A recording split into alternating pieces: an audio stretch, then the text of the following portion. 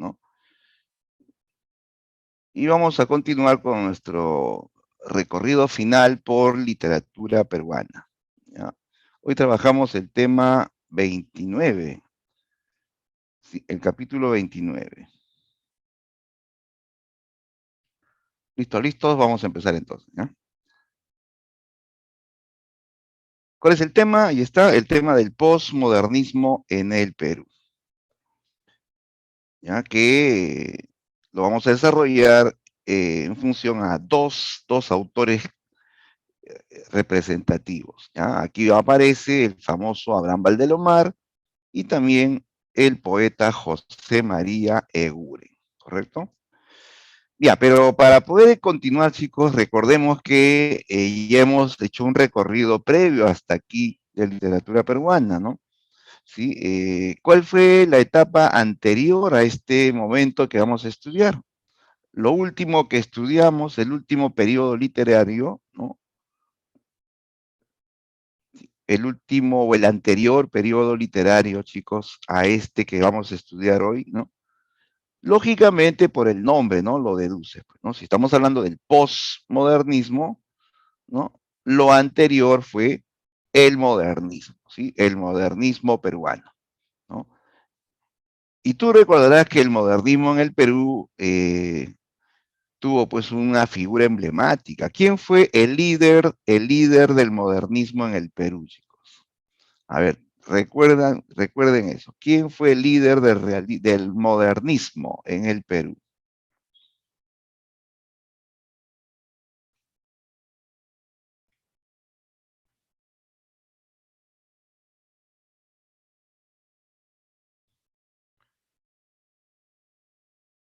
Bien, Nicolás, así es, José Santos Chocano, el cantor de América, ¿sí? Claro, Chocano fue el poeta, digamos, oficial del Perú en esa época, ¿no? El poeta que prácticamente opacó a todos los demás con su estilo, pues, siempre, ¿no? Declamatorio, siempre eh, celebratorio, ¿no? Poeta que recitaba, pues, en plazas públicas, al lado de presidentes, al lado de intelectuales, ¿no? Poeta que recitaba en teatros, o sea, siempre para grandes auditorios, ¿no? ¿No? Era el ídolo de la poesía en el Perú. Y prácticamente tuvo que morirse para que recién los demás comiencen a ser, pues, digamos, atendidos, ¿no? Los demás poetas, ¿no? Bien, vamos a hablar hoy entonces del posmodernismo, que es la etapa posterior a ese modernismo que ya se había desarrollado en el Perú, ¿no? Bien, entonces, comencemos. ¿Qué es el posmodernismo? Eh, Como ya sabemos que lo anterior fue el modernismo, ¿no?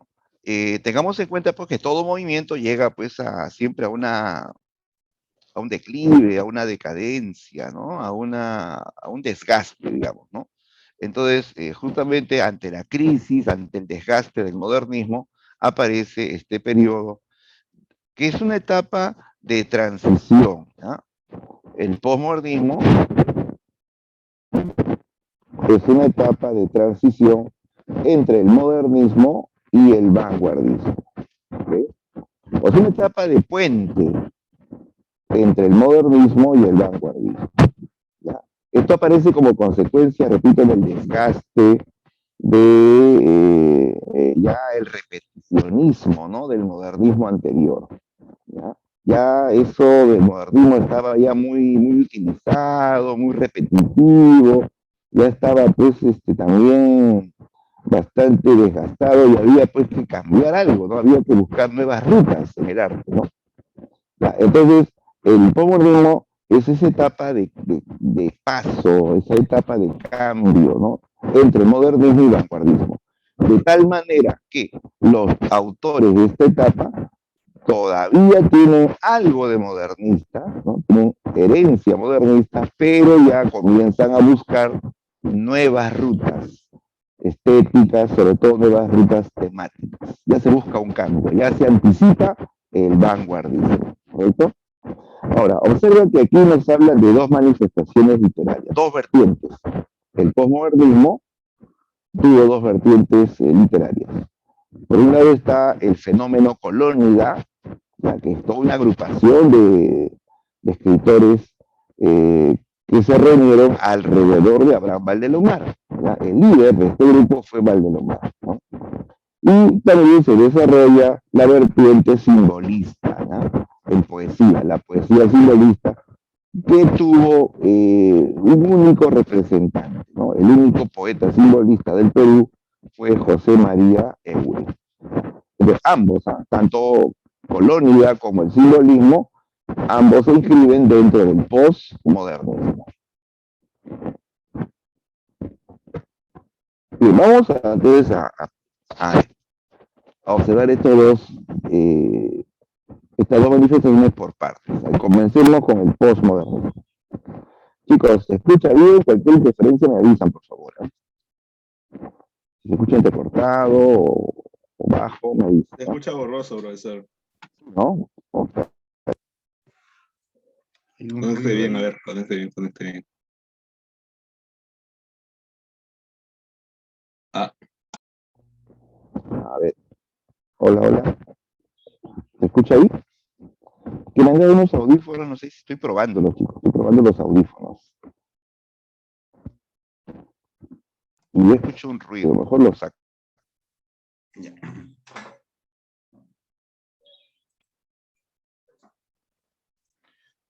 Ya, vamos a continuar.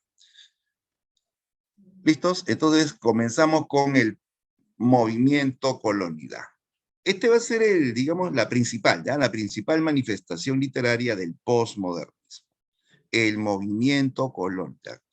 ¿Qué fue el movimiento Colónida? Se trata, chicos, de un grupo de escritores, ¿ya? Que llegaron a Lima de diferentes regiones, de diferentes provincias, para buscar la fama justamente como escritores, como para insertarse pues en la tradición literaria, ¿no? ¿Ya? Eran jóvenes escritores de clases medias, que tenían buena educación, ¿no? Y que van a reunirse aquí en Lima en torno al famoso Abraham Valdelomar, ¿ya? Es un grupo que nace como una actitud, digamos, de rebeldía, de crítica contra una élite literaria que existía ya en Lima desde tiempo atrás, contra una élite conocida como el arielismo. El arielismo, ¿ya? El arielismo era una élite del modernismo, ¿ya? El arielismo es un grupo modernista, pero de la alta sociedad, un grupo aristocrático, conservador, muy intelectual, ¿no?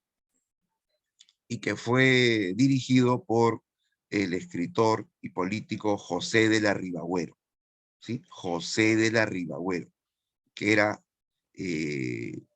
nieto del presidente Ribagüero, que fue también el fundador de la Universidad Católica, ¿ya? O sea, un personaje de la alta sociedad limeña, ¿no? Y todo su grupo eh, era de esa misma pues categoría, ¿no? Todos eran pues autores de familias muy poderosas, de familias muy adineradas, ¿no? Es que el modernismo era básicamente eso, pues, chicos, un movimiento de élite, de alta sociedad limeña, ¿ya? Y Colónida no era un grupo aristocrático, era un grupo de jóvenes escritores de clase media, con buena educación y que van a tratar pues de insertarse en la historia de la literatura peruana. Y para eso van a hacerle la guerra al arielismo, ¿ya? Entonces Colónida se alza contra el gusto conservador, contra el gusto academicista del arielismo, ¿ya? Colónida es un grupo de jóvenes que plantea un cambio en la literatura peruana, ¿ya? Ellos plantean rescatar la vida provinciana a través de la literatura. Claro, lógico, porque ellos vienen de provincias. Y cuando uno viene de provincia, pues no viene solo con su maleta, ¿no? Uno trae sus recuerdos, trae historias nuevas que contar, ¿no? Vivencias, visión personal de la vida. Entonces, hay toda una onda provincianista, ¿no? Estos autores quieren enfatizar la vida provinciana a través de la literatura, ¿no? Entonces, Colónida fue un fenómeno importante en el Perú, porque ellos van a marcar pues una etapa de literatura más nacional, ¿sí? Porque los arielistas eran más conservadores, más apegados a la tradición colonial, por su misma posición social, ¿no? ¿Ya? Bien, ahora, este movimiento se va a nombrar a partir de una revista, ¿ya? Una revista que fue fundada por Abraham Valdelomar, la revista Colónida, de tal modo que todos los que colaboraron con esa revista formaron el movimiento Colónida, ¿ya? Ahí, fíjate en la foto, ahí está básicamente el grupo Colónida, ¿sí? Acá a la derecha vemos a Abraham Valdelomar, que fue el líder de ese grupo. Acá a la izquierda, a José Carlos Mariátegui, cuando era jovencito, Mariátegui. Por acá tenemos a Percy Gibson, a Federico More, a Juan Parra del Riego, ¿no? ¿Ya? A Alberto Hidalgo, ¿no? Ellos son los colónidas. Profesor, ¿y ella quién es? Ah, ella es una bailarina francesa, ¿no? Bueno, esta foto corresponde a un episodio, chicos, anecdótico, cuando este grupo hizo una travesura, una locura en el cementerio antiguo de Lima, se fueron con ella a una fiesta, ¿no? En el cementerio presbítero maestro de Lima. Bueno, esa es una anécdota, ¿no? Pero este es un grupo que, como te das cuenta, pues eran como amigos. Ellos se reunían, pasaban tiempo juntos, ¿no? Y sobre todo, ellos van a marcar una época de gran producción literaria en el Perú, ¿ya? Bien, ahora, por acá nos marcan algunas características básicas del grupo Colónida. 3 características básicas. Primero, hay un afán renovador. Claro, ellos ya están, digamos, ya cansados del modernismo, quieren un cambio, nuevos temas, nuevo estilo, ¿no? Pero al mismo tiempo ellos admiran todavía la belleza formal. O sea, no es que ellos rompen completamente con el modernismo, rompen con algunas características. Por ejemplo, ¿no? Los modernistas tenían gusto por las culturas lejanas, por las culturas antiguas, la cultura china, la cultura japonesa, la cultura griega, la cultura hindú, ¿no? Eso era exotismo, ¿sí? Los modernistas eran exóticos. En cambio, Colónida quiere hablar de lo propio, de lo cotidiano, de lo sencillo de la vida provinciana, ¿no? Entonces ya hay un cambio en el tema, te cuento, busca renovar, ¿no? Pero todavía ellos continúan con la onda de la belleza formal. Esto es una herencia modernista. Admiran la belleza de la forma. Por ejemplo, ellos van a continuar usando los sonetos, que era una forma poética muy empleada por los modernistas. Lo diferente es este tema del provincianismo, ¿no? ¿Ya? Ellos van a rescatar la vida provinciana en la poesía, en el cuento también. Bien, entonces Colónida fue importante por eso. Fue una auténtica revolución literaria provinciana en el Perú, ¿ya? No olvides a sus integrantes. Primero ahí está el líder Abraham Valdelomar, y junto a él están grandes figuras como Percy Gibson, que viene de Arequipa, Alberto Hidalgo también viene de Arequipa, Federico More venía de Puno, Juan Parra del Riego venía de Huancayo, Mariátegui, ¿de dónde era Mariátegui? Él venía de Moquegua. Todos venían de provincias, ¿te das cuenta? Ninguno era limeño, todos venían de provincias con la idea de insertarse en la historia de la literatura peruana, ¿no? De que los escritores de provincias sean parte de esa tradición literaria. ¿De acuerdo? Porque hasta ese momento todos los escritores peruanos eran limeños. Revisa. Todos eran limeños, ¿no? Manuel Segura, Felipe Pardo, Ricardo Palma, ¿no? González Prada, Chocano, Ribagüero, todos eran limeños, ¿no? Todos los escritores peruanos hasta ese momento eran limeños. Entonces, Colónida marca este momento en que escritores de provincias van a ser insertados en la tradición literaria peruana, ¿no? Bien, hablemos del líder de este grupo, Abraham Valdelomar.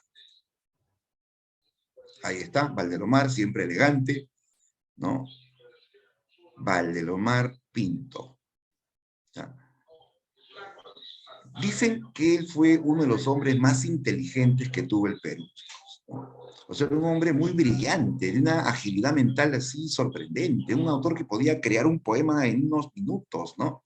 Un hombre que tenía una facilidad de palabra también muy sorprendente, ¿no? Así lo han recordado pues muchos intelectuales y políticos que han conversado con él, ¿no? Pero su vida fue muy fugaz. Apenas vivió 31 años, ¿sí? Nació en 1888 y se murió en 1919. Apenas 31 años. Vivió poco, sino su vida fue corta, pero hizo bastante, ¿eh? En esa corta vida hizo bastante, porque Abraham Valdelomar fue un polígrafo, o sea, abarcó todos los géneros literarios. Valdelomar fue poeta, fue cuentista, fue novelista, fue dramaturgo, fue ensayista, fue periodista, fue político, fue diplomático, o sea, fue un hombre que en el ámbito intelectual y político abarcó pues bastante, ¿no? Y de haber vivido más, pues obviamente hubiese sido pues sin duda uno de los grandes de la literatura hispanoamericana, ¿no? Y muchos opinan incluso que él fue una promesa de premio Nobel que se perdió. Sí, se perdió porque murió pues, joven, ¿no? Se dice esto porque él vivió en una época donde una escritora chilena postmodernista ganó el premio Nobel de Literatura. ¿Sí? En esa misma época, de su misma generación, era una poeta chilena llamada Gabriela Mistral. Gabriela Mistral, que años después ganó el premio Nobel de Literatura, ¿ya? Era de la misma época de Valdelomar, pero ella sí vivió pues muchos años, vivió hasta anciana y produjo muchos libros de poesía. Pero digamos que Gabriela pues hizo poesía nada más, solo poesía. Claro, y defendió los derechos de la mujer y todo, ¿no? Pero solo fue poeta. En cambio, Valdelomar era polígrafo, poeta, novelista, dramaturgo, ensayista, ¿no? Y de haber vivido más, ¿no? Hubiese producido más libros, ¿no? Y por eso se dice que fue una promesa de premio Nobel que se perdió, ¿no? ¿Ya? Bien, veamos la vida de Valdelomar. Valdelomar nació en Ica, ¿no? Nació en Ica, ¿ya? De la unión de don Anfiloquio Valdelomar y Carolina Pinto, ¿sí? Poco después de su nacimiento, se trasladaron a Pisco, ¿ya? Él pasó toda su infancia en Pisco, ¿sí? Pisco. Que quienes alguna vez han ido a Pisco, me darán la razón, pues que es un paisaje costeño, marino, ¿no? Donde lo que llama la atención, pues es ese paisaje marino, el mar, el muelle, ¿no? Sus playas, ¿no? Claro, más allá también está su desierto, porque Ica tiene su desierto, ¿no?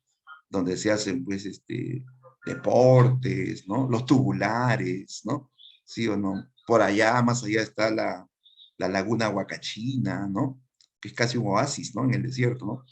Ya, él pasó la infancia en Pisco, en esa aldea, en esa campiña pequeña, ese pueblito de San Andrés de Pisco, ¿no?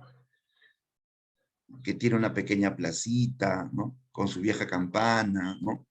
Su casa quedaba a una cuadra de la playa, ¿no? ¿ya? O sea, él pasó la infancia viendo ese paisaje marino, esos crepúsculos, ¿no? Esos atardeceres, ¿no? Impresionantes en el mar, ¿no? Y todo eso queda grabado en su mente.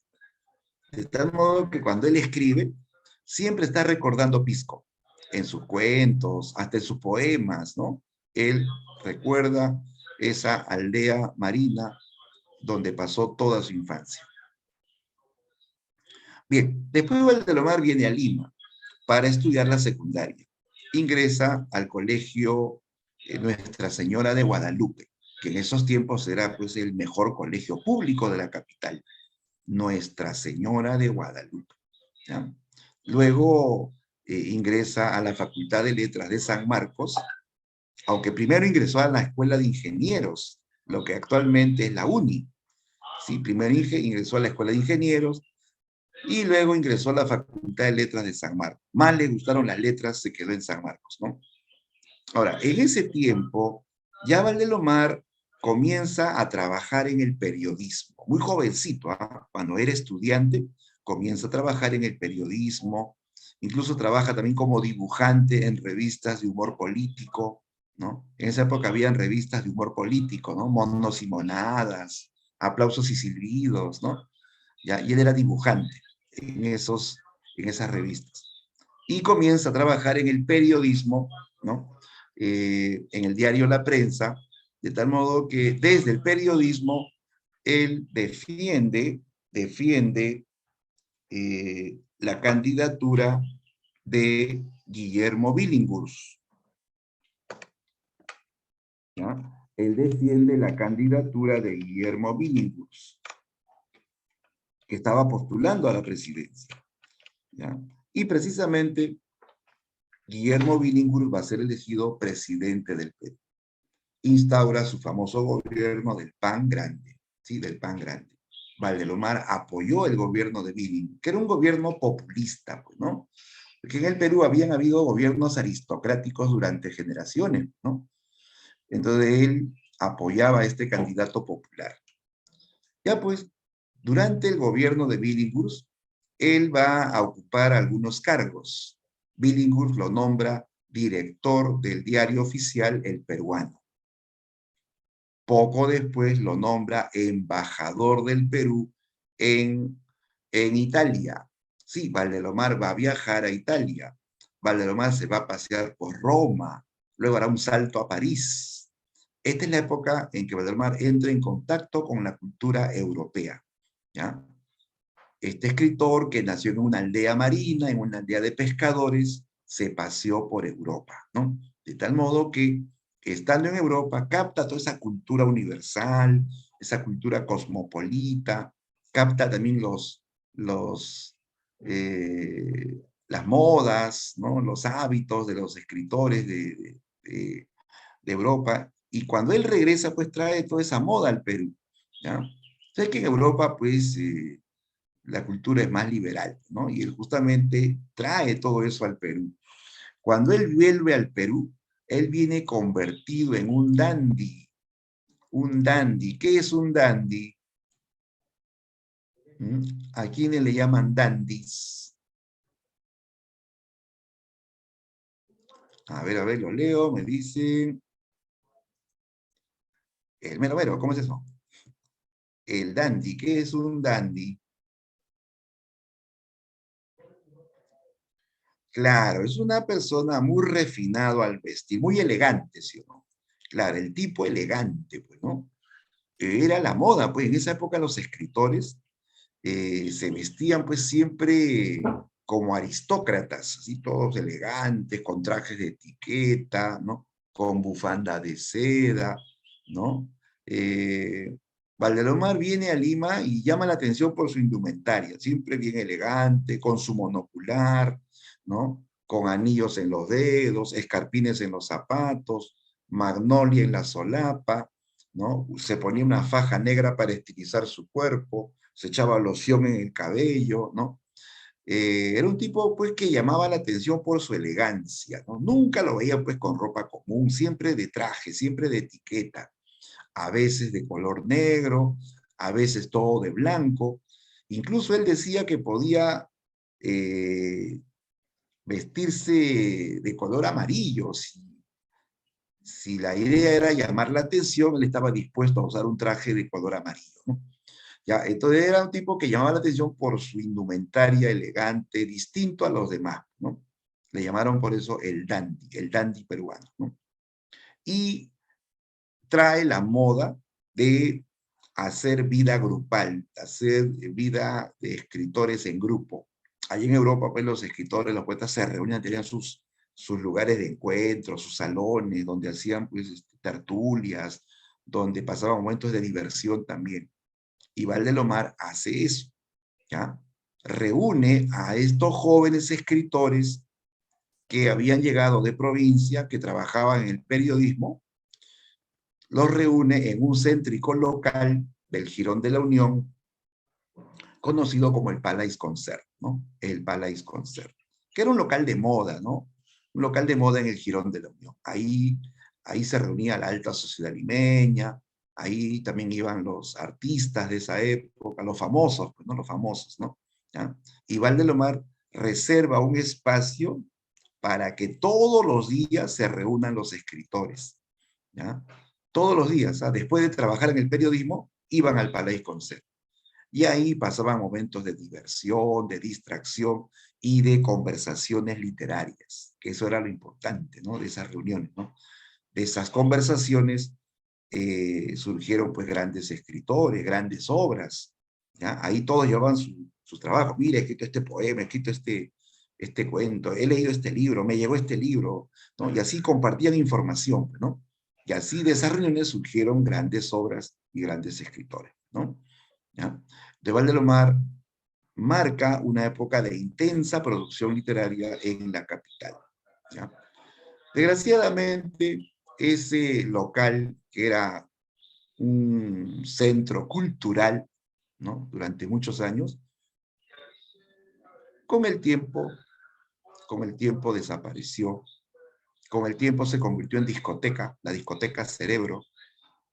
Actualmente es Ripley en el Jirón de la Unión, pero en el pasado fue el Palais Concert, donde se reunían Valdelomar y el grupo Colonia, ¿no? Bien, allí Valdelomar va a mover a todo este grupo, los va a animar a producir obras, va a plantear sus ideas acerca del Perú también. Él dijo algo irónico, pero muy cierto. En ese tiempo, chicos, todo se concentraba en Lima. El Perú era un país muy centralista. Todo se concentraba en Lima. Todos los poderes, toda la política, toda la cultura, toda la modernidad estaba en Lima. El resto del país estaba en el olvido, ¿no? Las provincias estaban en el olvido.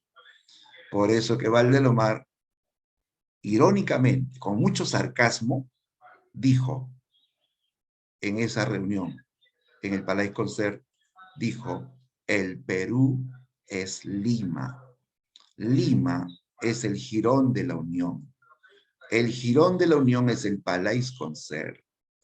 El Palais Concert soy yo. No. Fíjate, lo dijo, el Perú es Lima, ¿no? Bueno, lo dijo con sarcasmo, porque realmente el Perú no es Lima, ¿no? Pero en esos tiempos esa era la realidad. El Perú, para esos tiempos, era Lima, ¿no? Solamente Lima, y lo demás estaba, pues repito, en el olvido. Por eso que Valdelomar viajaba a las provincias. Y cuando él viajaba, él no iba pues de turismo, él iba para educar, para llevar cultura. Él cuando fue a Europa se compró una especie de filmadora, que en ese tiempo era pues un boom, ¿no? Y pasaba películas a los chicos de las provincias, les pasaba películas de escritores, de historia, de pintores, de obras de arte que él había visto en Europa, lo que había filmado en los museos de Roma, de París. Eso se los enseñaba a los chicos de las provincias. O sea, él quería que en las provincias haya cultura, Él fue un difusor de cultura, chicos, ¿no?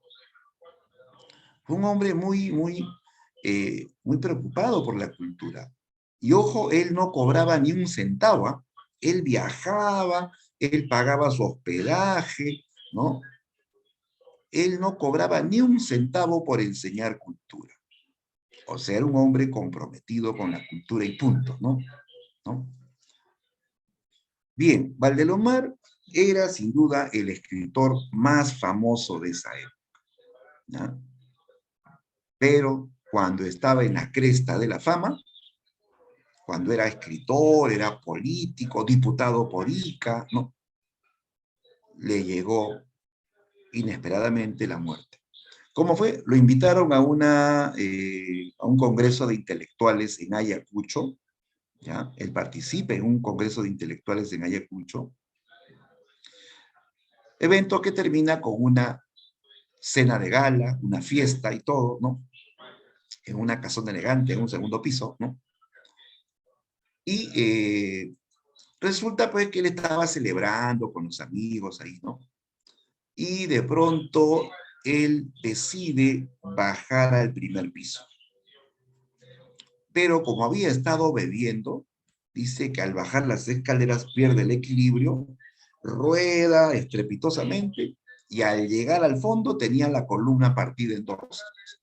Se rompió la columna cayendo, rodando las escaleras en una celebración en Ayacucho. Así murió Abraham Valdelomar. Nadie lo podía creer. El famoso Abraham Valdelomar murió rodando las escaleras. Después, sus amigos le inventaron, o pero sus enemigos, sus rivales, le inventaron una versión ya más indigna de su muerte. Porque él tenía también sus rivales, ¿no? ¿Ya? Sus rivales dijeron que ese día él estaba borracho, que estaba drogado, que se fue de la fiesta, que comenzó a deambular, que llegó a un lugar así alejado, donde había un pozo, un silo, donde se puso a miccionar, donde se puso a dibujar su nombre. Finalmente, como estaba ebrio, se cayó de cabeza y terminó muerto en el fondo de un pozo de excrementos, ¿no? Así crearon la leyenda, ¿no?, de la muerte de Valdelomar de manera más indigna, ¿no? Que él terminó en un pozo de excrementos, ¿no? Cosa que eso, repito, ya se refutó, eso ya se desvirtuó. Quienes fueron testigos de su caída, pues aseguran que él murió, ¿no?, tras rodar las escaleras y romperse la columna, ¿no?, en una celebración en Ayacucho, ¿no? Tenía apenas 31 años, ¿no? Bien, ¿cuál es el aporte de Valdelomar? Abraham Valdelomar tiene el mérito de ser llamado padre del cuento peruano, ¿ya? El padre del cuento peruano, ¿sí? Y no porque él sea el primer cuentista en el Perú, ¿eh? Le dicen así, padre del cuento peruano, porque él peruanizó el cuento en el Perú, ¿ya? Él le dio tema peruano a los cuentos. Porque en el Perú han habido cuentistas exóticos que han creado historias fantásticas, que han inventado historias imaginarias, ficciones, ¿no?, alejadas incluso del Perú. Y Valdelomar fue el primer cuentista que le dio tema peruano a los relatos, a los cuentos, ¿no? Entonces él es el padre del cuento peruano, y en especial el cuento peruano de tipo criollo, de tipo criollo. Cuando digo criollo me refiero a cuento costeño, ¿ya? Un cuento costeño pero provinciano. El cuento criollo es un cuento costeño provinciano. Valdelomar no te habla de la sierra, de la selva, porque él no lo conoció muy bien, pero él sí conocía bien la costa. Entonces sus cuentos se ambientan en la costa peruana, sobre todo en Pisco, ¿no?, en Pisco. A eso se llama cuento criollo, ¿no? Bien, por acá vamos a revisar una de sus más célebres composiciones, este poema, el poema Tristitia. célebre poema de Abraham Valdelomar. Aquí vamos a notar una característica del posmodernismo. Mira. Recuerda que el posmodernismo es una etapa en donde ya se quiere, una etapa intermedia, ¿no? Una etapa intermedia entre modernismo y vanguardismo, ¿sí? Todavía hay influencia modernista en la forma, pero ya se va modificando el tema, ¿no? A ver, ahí está, tristitia. La palabra tristitia equivale a tristeza, ¿ya? Tristeza. Tristeza. Es un poema nostálgico, un poema que evoca la infancia del autor, ¿ya?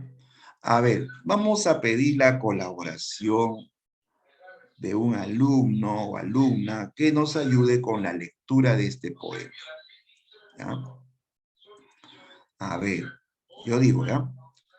Vamos a pedir la colaboración, a ver, de María Fernanda García. Hola María Fernanda, estás atenta, ¿no?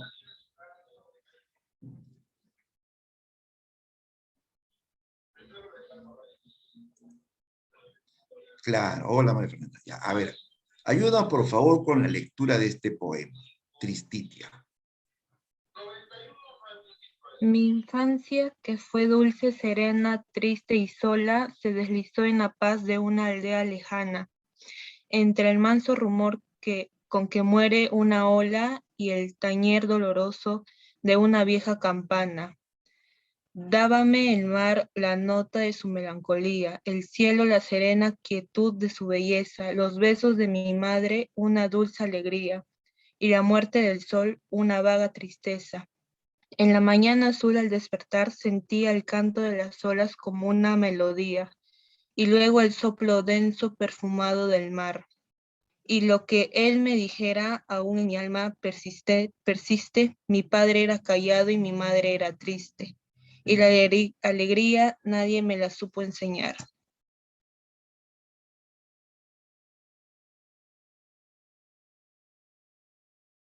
Profesor, su micrófono. Ya, hola, hola, ¿me escuchan ahora sí?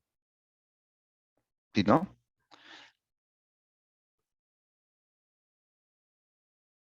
¿Se escucha, se escucha? Ah, ya. Ya, gracias María Fernanda, muy bien, bien leído. Aplausos virtuales para María Fernanda, por favor. ¿Ya? Ha leído muy bien el poema Tristitia de Abraham Valdelomar. Ya, fíjate primero la forma. Esto, chicos, que ven aquí, según su forma, es un soneto. Es un soneto, porque mira, tiene un cuarteto, otro cuarteto, un terceto y otro terceto. ¿Ya? Dos cuartetos más dos tercetos. A esto se le llama soneto. Y el soneto es una estrofa típica de los modernistas, ¿no? Eso lo usaba Chocano, lo usaba Rubén Darío, todos los modernistas cultivaron el soneto, que es una estrofa muy elegante, que tiene los versos bien medidos, la rima perfecta, ¿no? Tiene belleza formal. ¿Ya? Entonces, hay herencia modernista en la forma. Pero ahora veamos el tema. A diferencia de los modernistas que son exóticos, que te hablan de culturas lejanas, culturas antiguas, nota aquí cómo el autor habla de lo propio, de su tierra, de su aldea natal. Valdemar está recordando su infancia en esa aldea lejana, en esa aldea marina, ¿no? Donde escuchaba el rumor de las olas, ese pueblito con vieja campana, ese pueblito donde cantan los gallos, ese pueblito donde el panadero te trae el pan a la puerta, ¿no? Donde la vida es más sana, más tranquila, ¿no? Él está recordando esa infancia en Pisco y nota cómo hay una sombra de tristeza, ¿no? De melancolía, ¿no? Pero también hay algunas cosas que lo alegran. Por ejemplo, dice que a él lo alegra los besos de su madre, eso lo alegraba. A él lo alegraba la mañana azul, el amanecer azul en Pisco, ¿no? Pero las olas que iban y venían le daban tristeza, o cuando el sol se estaba hundiendo en el mar le daba tristeza, ¿no? Parecía que el sol se estaba muriendo, ¿no? El hecho de que su padre era callado, que su madre era triste, ¿no? ¿No? Entonces, Valdelomar está recordando escenas de la infancia y de la tierra natal, ¿no? En este poema, ¿ya? Entonces, Tristitia es un poema en donde todavía hay forma modernista, el uso del soneto, pero ya se busca enfatizar lo cotidiano, lo sencillo de la vida, ¿no? ¿No? Sobre todo del ambiente provinciano, ¿no? El tema de este poema es la nostalgia por la infancia y el hogar provinciano. Pero ojo, esto se ambienta en la costa, ¿no? En la costa, ¿no? Es una zona costeña provinciana, ¿no? Muy bien. Por acá tenemos ahora el relato más famoso de Abraham Valdelomar, ¿no? El cuento El Caballero Carmelo. ¿Quién no ha oído del Caballero Carmelo? Es un cuento clásico, ¿sí o no?, de la literatura peruana, que muchos hasta en la primaria lo habrán escuchado, ¿no? El Caballero Carmelo, que forma parte, ojo, de una colección de cuentos, ¿ah? El Caballero Carmelo es parte de una colección de cuentos criollos que llevan el mismo título. El libro se llama El Caballero Carmelo, y dentro del libro hay un cuento que lleva el mismo nombre. A este cuento le acompañan otros. Por ejemplo, están cuentos como El vuelo de los cóndores, que habla del circo, ¿no? Del circo que llegó a Pisco, y el niño Valdelomar que se ilusionó con la niña trapecista, ¿no? Está también el cuento Los ojos de Judas, Los ojos de Judas, que habla de la Semana Santa en Pisco, y un episodio de infidelidad en Pisco, una mujer que le sacó la vuelta a su marido en Semana Santa, ¿no? Y llena de remordimientos se suicidó, se metió al mar hasta ahogarse, ¿no? ¿No? Y así, cuentos como Evaristo el Sauce que murió de amor, ¿no? ¿No? Forman parte de esta colección de cuentos criollos, ¿ya? Bien, vamos a comentar este cuento que es el más emblemático de Valdelomar, El Caballero Carmelo. Ya, primero, digamos que El Caballero Carmelo es un cuento, no es novela, no es una crónica, es un cuento. O sea, es un relato breve, relato corto, ¿ya? Pertenece al género narrativo, ¿no? Ahora, este cuento tiene forma autobiográfica, ¿ya? Forma autobiográfica. Quiere decir que el narrador eh, está dentro de la historia, el narrador es al mismo tiempo personaje, ¿ya? Personaje. ¿Quién es el narrador? En este caso es un niño de más o menos 10 años llamado Abraham, ¿ya? Un niño llamado Abraham. Profesor, o sea, ¿es lo mismo autor que narrador? No, no es lo mismo, porque el autor es Abraham Valdelomar, un escritor adulto, ¿ya? Mientras que el narrador es un niño llamado Abraham. No es lo mismo el adulto que el niño, aunque en cierto modo sí, digamos, se relacionan, ¿no? Pero no es lo mismo el escritor adulto que el niño narrador, ¿ya? Entonces, el que cuenta la historia aquí es el niño Abraham, ¿no? Él va a ser el testigo de esta historia del gallo de pelea y la historia de su familia también, ¿ya? Ahora, se dice autobiográfica porque la narración está en primera persona, ¿ya? Siempre toda narración autobiográfica se escribe en primera persona, ¿ya? Aquí el niño narrador va a recordar escenas de la vida familiar en Pisco. Esta historia se ambienta en el pueblo de San Andrés de Pisco, donde Valdelomar pasó toda su infancia, ¿de acuerdo? Bien, veamos la historia. Aquí se narra el regreso del hermano mayor de Abraham, llamado Roberto, ¿ya? Roberto vuelve a la casa paterna luego de muchos años de ausencia. Dice que era una mañana a la hora del desayuno, ¿no? La familia se reunía, como era antes, pues se reunían a desayunar juntos, ¿no? Así es en la provincia sobre todo, ¿no? Antes que el padre salga a trabajar, antes que los chicos vayan al colegio, todos se reunían a desayunar juntos, ¿no? ¿Ya? Y escuchan un galope de caballo, ¿ya? La ventana de la casa da a la placita del pueblo. Así que ellos se asoman por la ventana y ven que está entrando un jinete a la placita del pueblo. Todos salen a recibirlo, porque lo reconocieron. Era Roberto. Roberto, el hermano mayor de esta familia, venía luego de muchos años de ausencia montado en su caballo de paso, con su poncho blanco, su sombrero blanco y con muchos paquetes, muchas alforjas, muchos regalos, como era costumbre también, pues, ¿no? Que el viajero siempre traía regalitos para la familia, pues, ¿no? Todos corren a recibir al viajero, porque así es en la provincia, la gente es bien cálida, pues, ¿no? Te recibe así con alegría, pues, ¿no?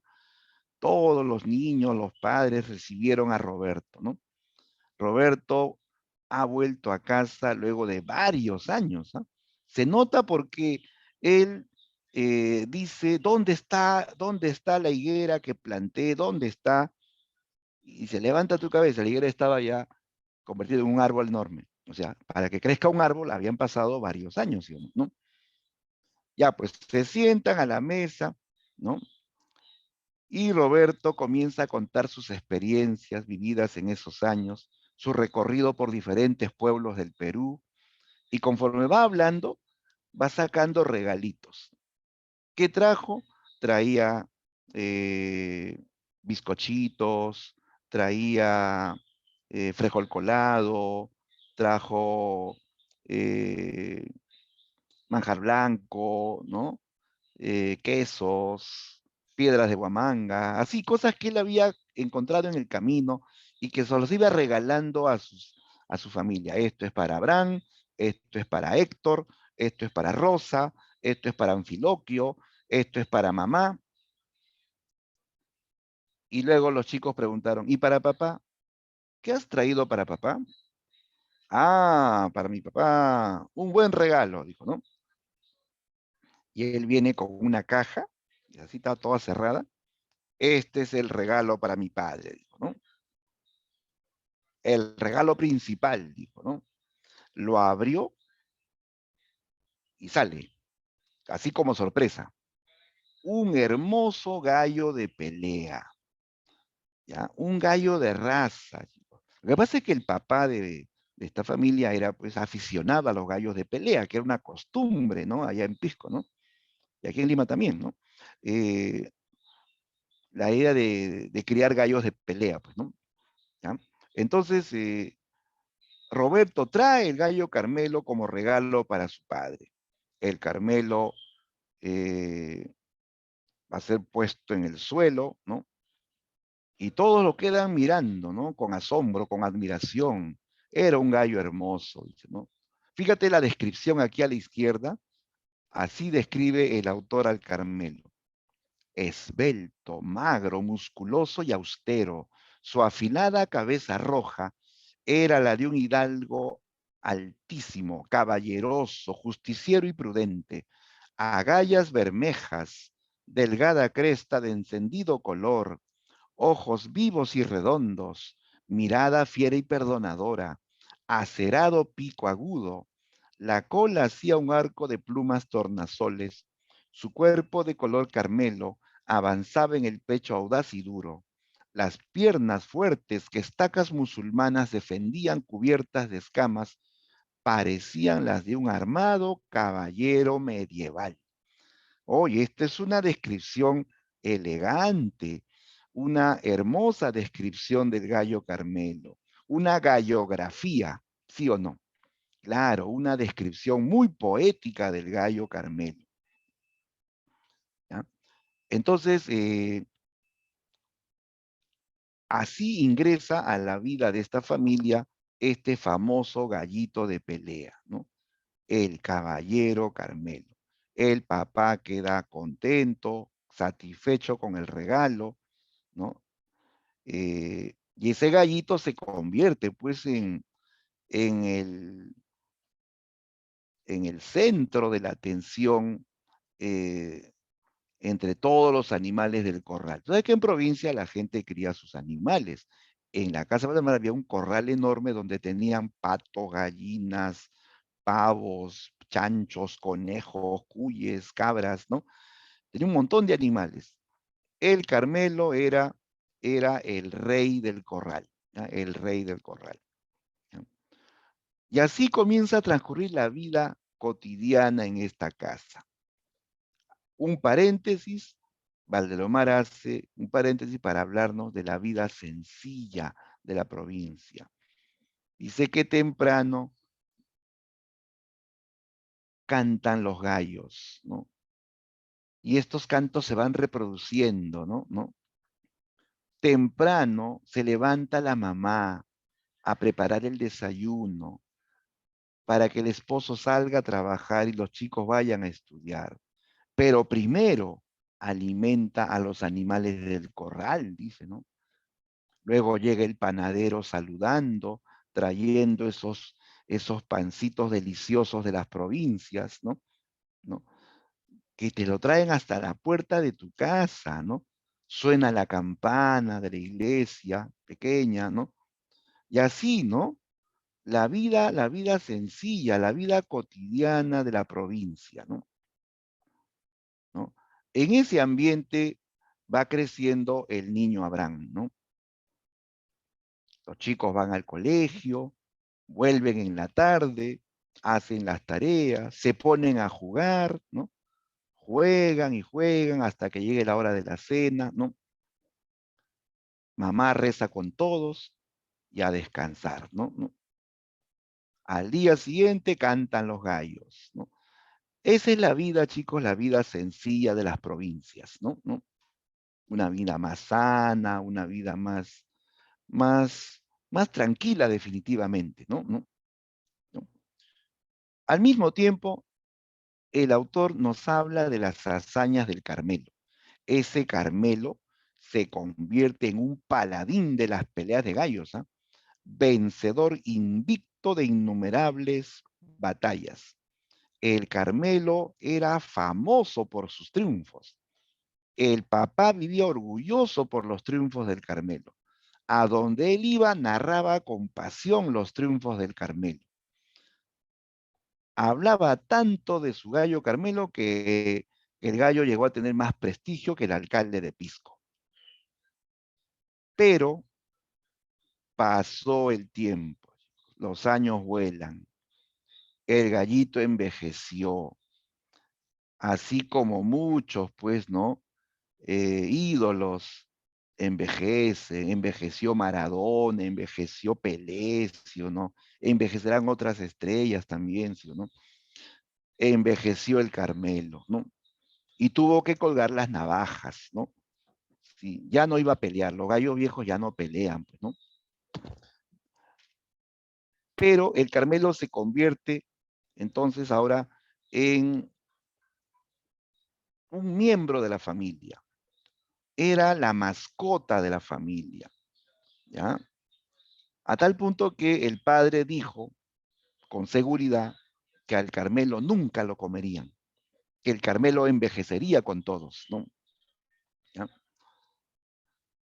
Pero una mañana el papá sale a trabajar como de costumbre, ¿no? Al puerto, ¿no? Y se encuentra con otro aficionado de gallos, que le preguntó por el Carmelo. ¿Y cómo anda tu Carmelo? Ahí está viejito, ya no pelea. Le dijo, ¿no? ¿Cómo? Dijo, ¿no? Tu gallo no debe ser de raza, le dijo. El Carmelo está acabado, le dijo, ¿no? De repente es un gallo chusco, le dijo. ¿Qué cosa? Dijo el padre. ¿Gallo chusco? ¿No es de raza? ¿Acabado? ¿No? Eso fue una ofensa contra el honor del gallo, ¿no? Así que, y el honor que de toda la familia, porque ese gallo era considerado miembro de la familia, ¿no? Así que el papá aceptó el reto, un duelo entre el gallo Carmelo y otro famoso gallo de la región, ¿no? Conocido como el ají seco, ¿no? El ají seco, ¿ya? El papá acepta la apuesta de enfrentar los gallos el 28 de julio en la feria de San Andrés de Pisco, ¿ya? Él acepta para demostrar que el Carmelo todavía tenía esa fama, pues, de, de gallo peleador, de gallo vencedor, ¿no? Había que demostrar esa fama, ¿no?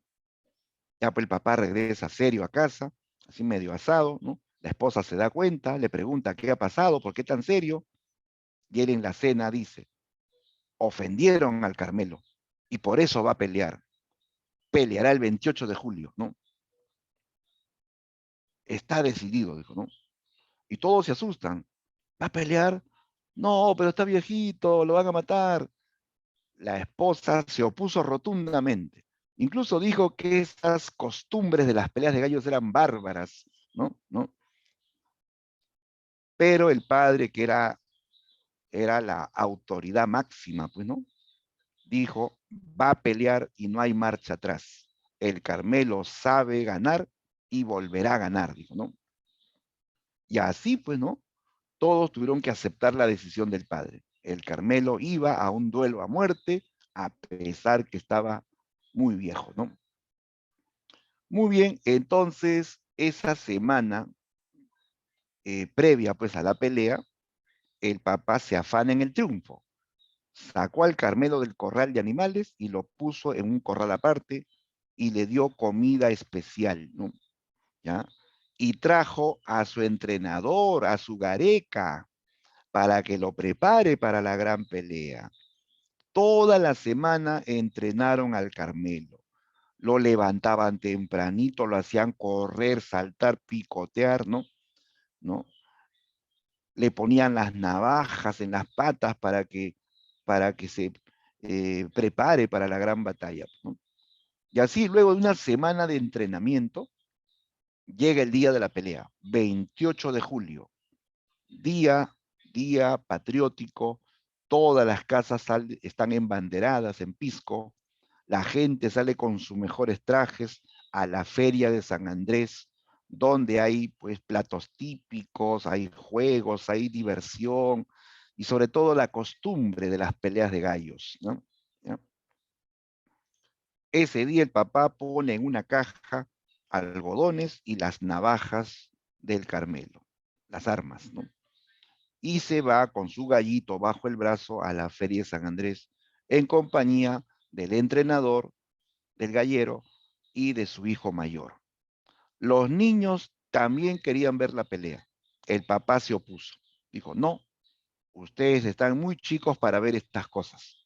Solamente irá el mayor. Dijo, ¿no? Y así el padre se va con su hijo mayor y el gallero, llevando al Carmelo a la feria de San Andrés, donde está el Coliseo de Gallos, ¿no? Todos los niños luego le piden a Abraham, al niño Abraham, que vaya a ver la pelea. Anda tú, le dijeron, anda tú y luego nos cuentas, ¿no? Y así el niño Abraham, que es el más inquieto de todos, decide ir sin que lo vea su padre, ¿no? Hacia cierta distancia va avanzando por el arenal hacia la feria de San Andrés de Pisco, ¿no? Muy bien, allí el niño va a ser testigo de varias peleas de gallos, ¿sí? Varias peleas de gallos. Y ahí vio por primera vez la idea de la muerte, ¿ya? Ese niño no tenía todavía idea de qué es la muerte. Y ahí recién va a conocer en qué consistía la muerte, ¿no? Al ver esos gallitos que caían muertos, ensangrentados en esas batallas a muerte, que eran duelos a muerte, pues, ¿no? Bien, él va a ver varias peleas, así horrorizado, tapándose los ojos, rezando por su gallo, ¿no? Hasta que llegó el turno del Carmelo y el Ajiseco. Era la pelea de fondo, ¿ah? La pelea de fondo, la pelea más esperada. El Carmelo versus el Ajiseco.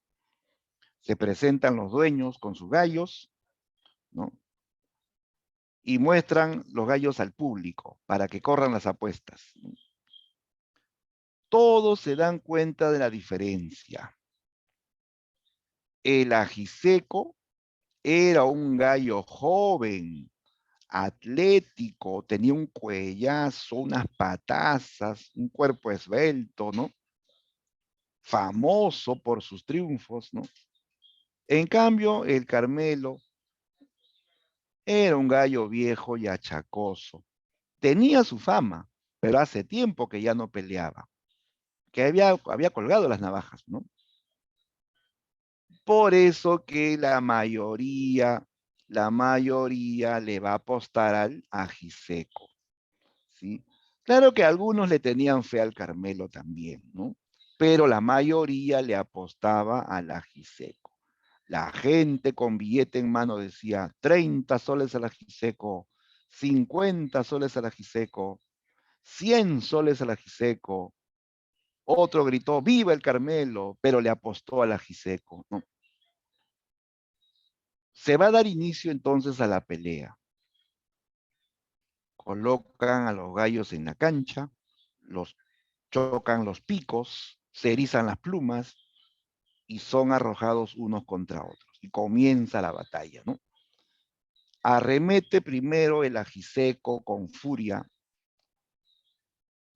y hiere a nuestro amigo Carmelo, ¿no? El Carmelo comienza a sangrar, ¿no? Pero él también contraataca. El Carmelo salta, arremete preciso y desbarata a su rival. Y luego se queda quieto. Se queda quieto. El Carmelo lucha limpiamente. El Carmelo no remata al caído. Rematar al caído es cobardía, pues, ¿no? El Carmelo luchaba limpiamente. En cambio, ese Ajiseco parecía no ser de raza. Ese Ajiseco no luchaba solo con las patas, que era pues la costumbre de los gallos de pelea, ¿no? Ese Ajiseco bravucón luchaba con todo su cuerpo, así torpemente, como un bravucón con todo su cuerpo, ¿no? Y con esas mañas hería gravemente al Carmelo. Chocan los gallos y otra vez desbaratan al pobre Carmelo. El juez, que siempre está atento, ¿no? Y que es un árbitro legal, no como ese árbitro que una vez nos robó el partido, ¿no? Vio y dijo, señores, todavía no entierra el pico, sigue la pelea, ¿no? Y vuelven a combatir los gallos. Nuevamente el Ajiseco bravucón hiere con su navaja al pobre Carmelo. El Carmelo cae y el juez, que está siempre atento, dice, señores, todavía no entierra el pico, sigue la pelea. Pero ya el Carmelo estaba muy, muy mal herido, sangraba por diferentes partes, ya todo el mundo estaba felicitando al dueño del Ajiseco, ¿no? El niño Valdelomar en sus lágrimas, ¿no? De pronto ese gallito valiente, ¿no? Que estaba casi muerto, él vuelve al combate. Como esos soldados que luchan hasta morir, el Carmelo vuelve al combate. Vuelve como el ave fénix que resucita de las cenizas. Ese Carmelo se sacude, ese Carmelo aletea, canta, canta como invocando a sus antepasados gallos, como recordando los tiempos de gloria. El gallo Carmelo salta, arremete preciso y le mete el puñal en el pecho al Ajiseco.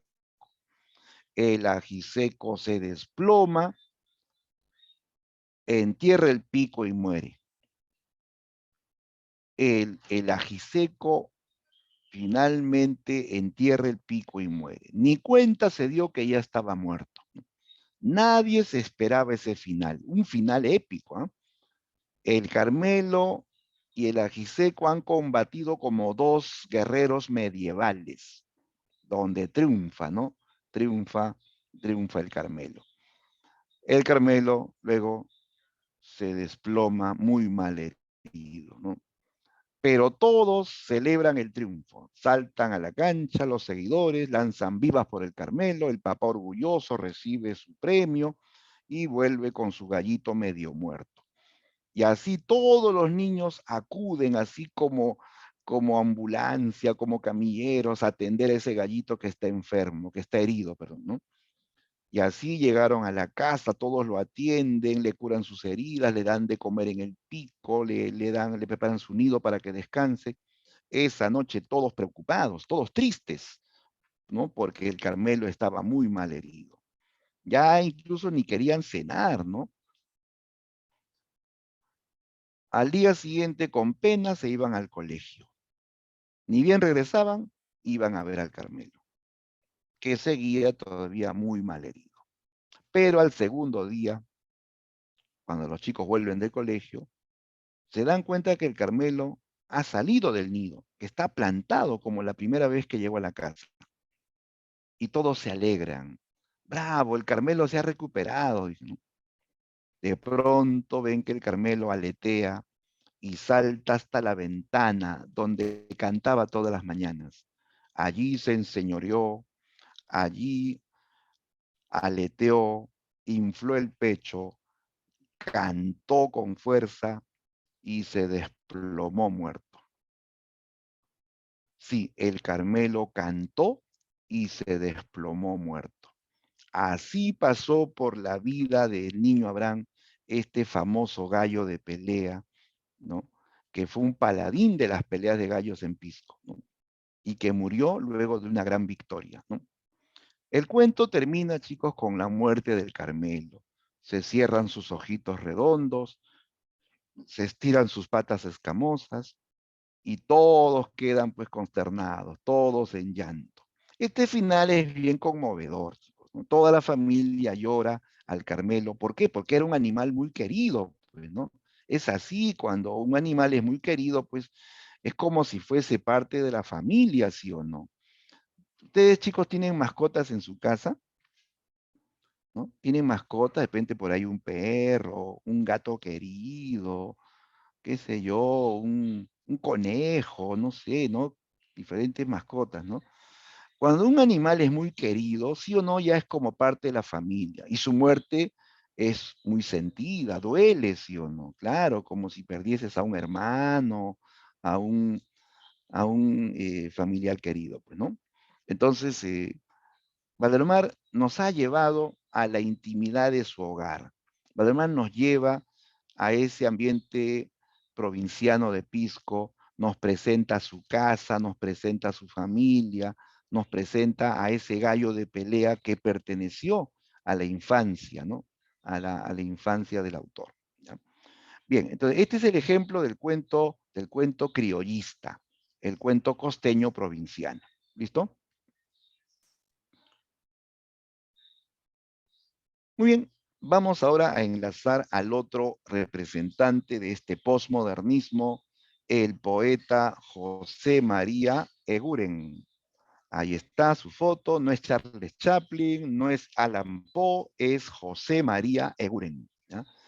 El único poeta simbolista del Perú, ¿ya? Primero recuerda que el simbolismo es una manifestación del posmodernismo, ¿ya? Es otra vertiente del posmodernismo, ¿ya? Es un movimiento poético que surgió en Francia, se formó en Francia, ¿ya? Y que insólitamente se propagó, digo así porque esto es una escuela, es solamente una escuela poética, y las escuelas pues son mayormente locales, o sea, se quedan en un solo lugar. No es como un movimiento que se propaga por todo el mundo, ¿no?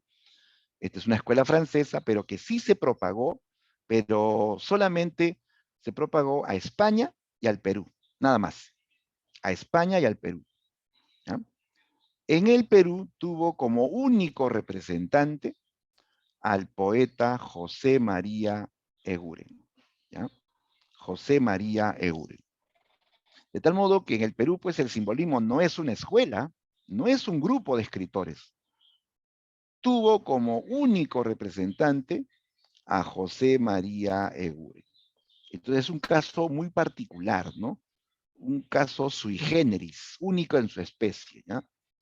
Eguren fue el único poeta simbolista en el Perú. ¿En qué se basan los simbolistas, jóvenes? ¿No? ¿Por qué decir simbolista, no?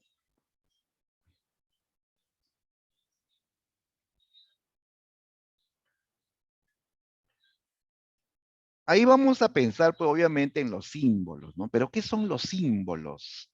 ¿Qué son los símbolos?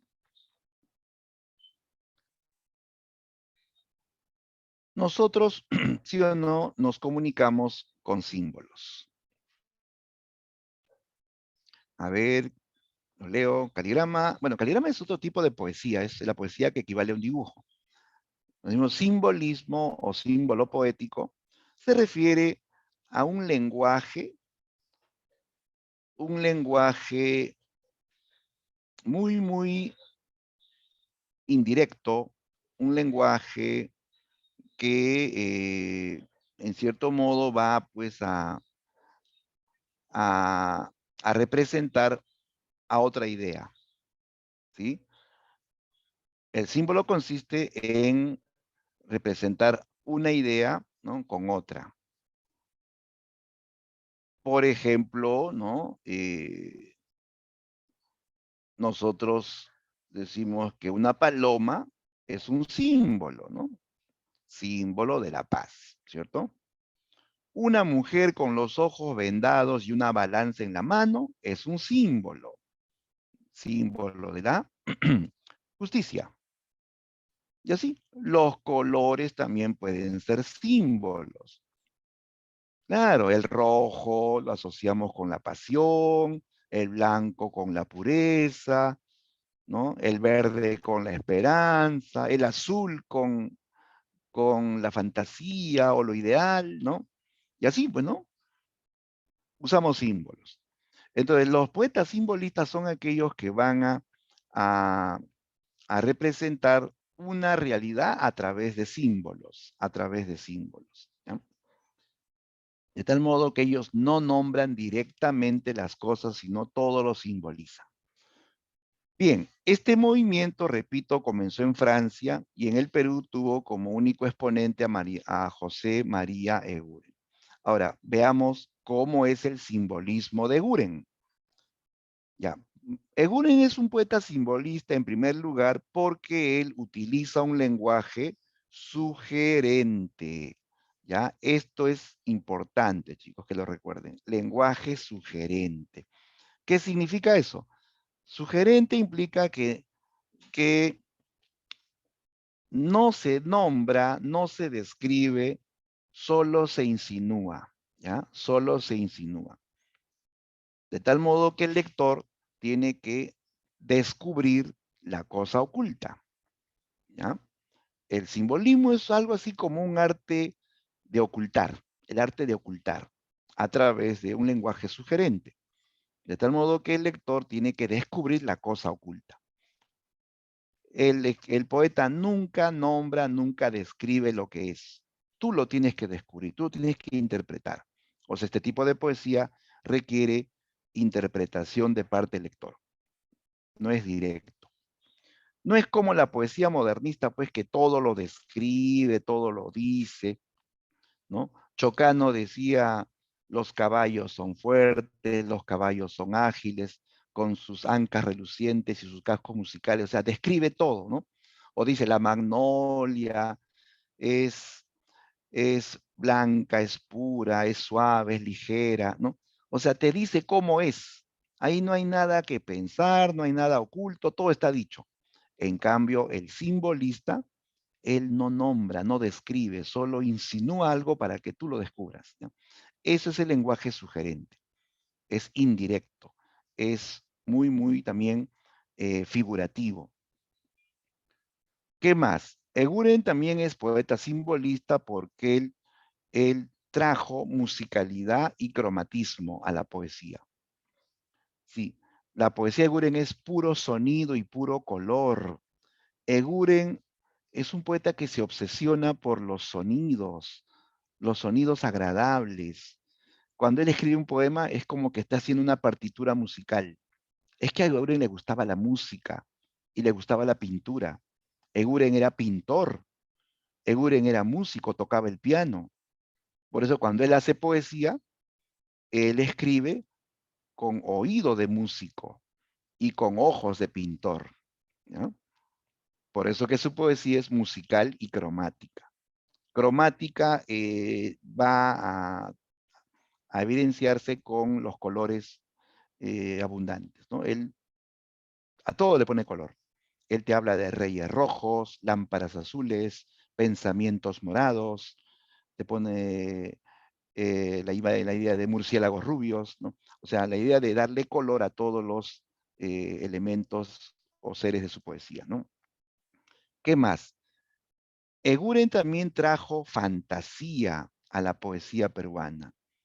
Es un poeta que se aleja de la realidad común y nos lleva a un mundo de fantasía, de ensueño, de misterio, ¿no? ¿Sí? Eso es algo novedoso en la poesía peruana, el tema de la fantasía, ¿ya? Él inventa seres imaginarios, él inventa al Duque Nuez, inventa a los Reyes Rojos, a la Niña de la Lámpara Azul, a Peregrín Cazador de Figuras, ¿no? ¿No? Entonces la poesía de Buren es bastante imaginaria y hasta fantasiosa, ¿no? Otro tema de su poesía es el rescate del mundo infantil. ¿Sí? Eguren rescata en su poesía el mundo infantil. Se dice esto porque en sus poemas hay imágenes de juegos, de juguetes, de la imaginación, ¿no? ¿Ya? Ahora, no estoy diciendo que Guren sea un poeta infantil, ¿no? O sea, no es un poeta que escribe para niños. Es más, su poesía es tan misteriosa que a un niño le puede dar miedo. Claro, porque hay poemas donde él te habla de vampiros rubios, de jorobados con ojos de muerto, ¿no? ¿No? Y esa poesía, pues, no es para niños, ¿no? Su poesía rescata el mundo de los juegos, el mundo de la imaginación, pero por su nivel culto y por su estilo sugerente, un niño no lo va a entender. Esa poesía va a ser tan refinada, tan misteriosa, que un niño no le va a entender. De repente le van a gustar los sonidos, pero no lo va a entender. Entonces, Eguren no es un poeta para niños.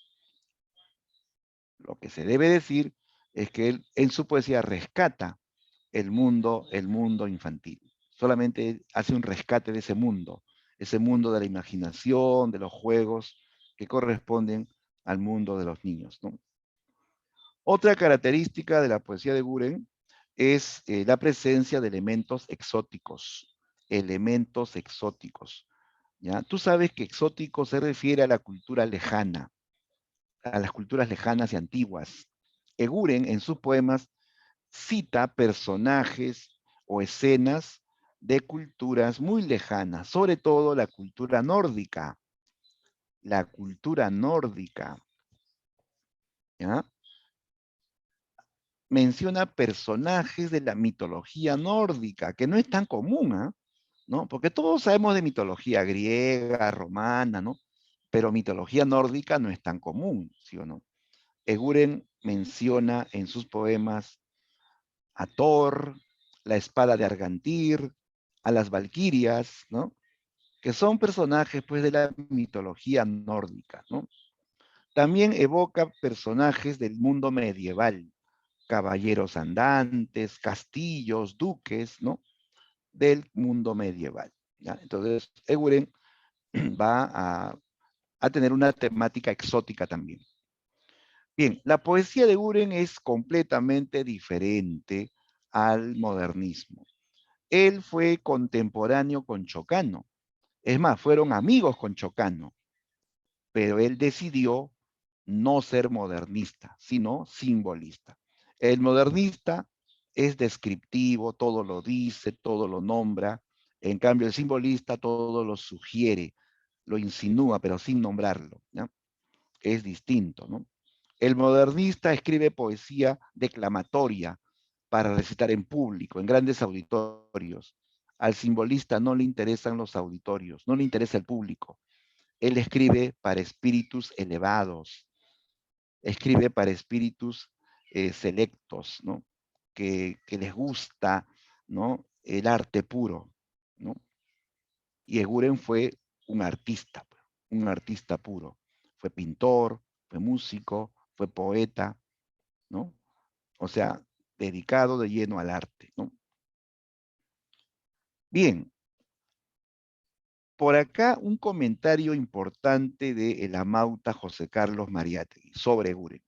Mariátegui dice, Eguren representa a la etapa cosmopolita de nuestra literatura y a la poesía pura, pues busca el refinamiento formal sin máculas ideológicas. Ya, primero dice Mariátegui que él representa la etapa cosmopolita. Claro, ¿por qué? Porque Eguren es un poeta que capta un movimiento europeo, que es el simbolismo. Y no solamente lo capta, sino que él crea poesía simbolista con un nivel internacional. O sea, Eguren es un poeta que puede ser admirado, apreciado por cualquier lector del mundo. A Eguren lo puede leer un chileno, un francés, un norteamericano y lo va a apreciar, porque su poesía tiene un nivel universal, ¿ya? Él es un autor cosmopolita. ¿Qué más? Dice que él representa a la poesía pura. ¿Qué es esto de poesía pura, amigo? Llamaban así poesía pura a la poesía que no tenía compromiso social ni político, ¿no? O sea, solo es poesía, es arte puro, refinamiento del lenguaje, sin que haya esa nota o esa temática social o ideológica de otros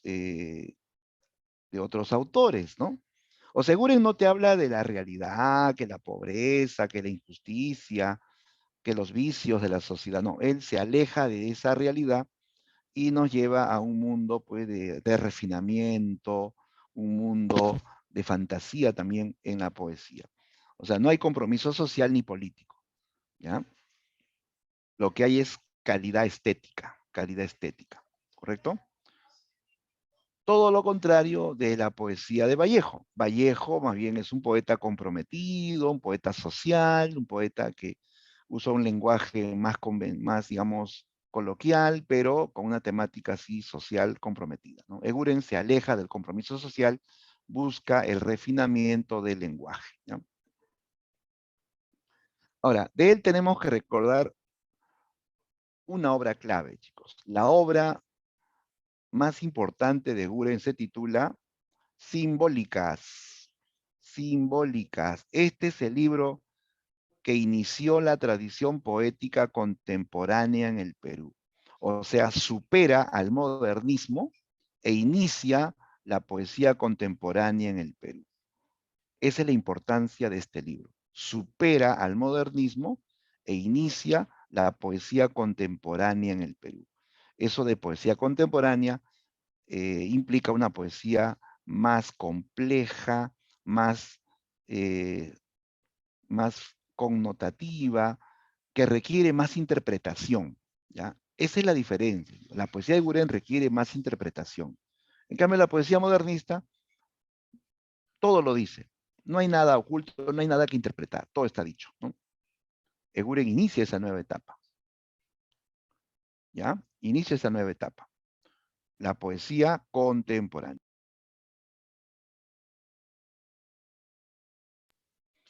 Muy bien. Y obviamente el estilo es simbolista. Por algo se llama simbólicas, ¿ya? Este es el libro que representa el simbolismo en el Perú, ¿de acuerdo? Entonces, cuando te pregunten cuál es la obra peruana que inicia el simbolismo, ¿no? En el Perú, Esa pregunta la respondes con media neurona, ¿sí?